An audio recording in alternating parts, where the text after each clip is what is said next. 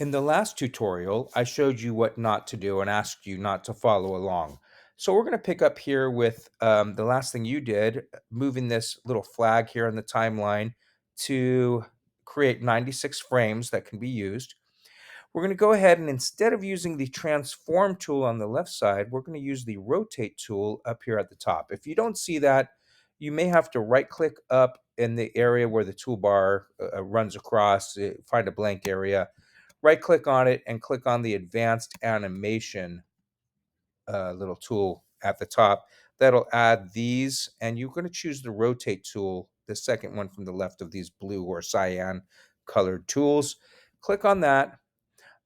If the peg is not in place, if it starts out in the middle, move that little pivot point. I mean, not peg, but pivot point. Move that to the top right there. And then we're going to go to the 96th frame. Click on that on the timeline.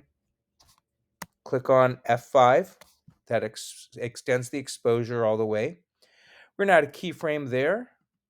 And we're going to go to the 48th frame and add a keyframe because we want this back here on both of those. Then we're just going to swing it over on the 24th frame right there. Click on the 24th frame. You could click on the keyframe right here and set the keyframe first, but you'll notice that once you swing this over to the right and place it right at the top at the horizontal line, it'll add the keyframe. You'll see it's right there. And again, we're going to do that at the 72nd, number 72 frame. We're going to swing that over to the right side right there. And this will swing back and forth. Now this will look a little bit awkward. I'm going to go ahead and play it.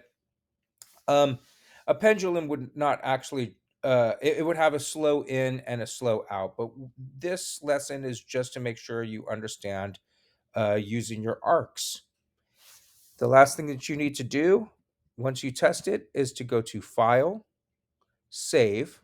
So we've saved our project, and then File, Export, Movie, and then make sure that you know where your output file is going. Don't make sure it's not just says it doesn't just say this, but it's going, that whatever the name of it will be, which in this case will be Pendulum. But make sure that you know where you're going to be sending it to. I'm going to send it to my desktop, and then I'll click OK. Oh, make sure your export range is on all, and then click OK. Don't forget to check your movie before you submit it to the assignment.